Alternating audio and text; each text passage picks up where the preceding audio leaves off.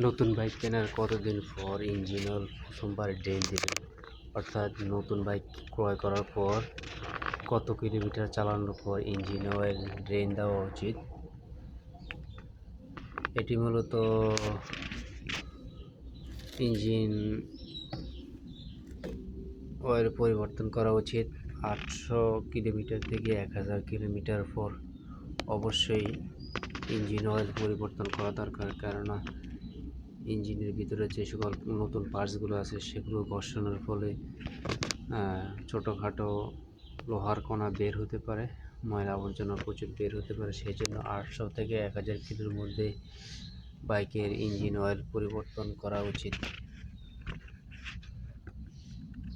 এছাড়াও কোম্পানির রেকমেন্ড অনুযায়ী 10W40 ইঞ্জিন অয়েল ব্যবহারের চেষ্টা করবেন, বা কোম্পানি যেটি রিকমেন্ড করে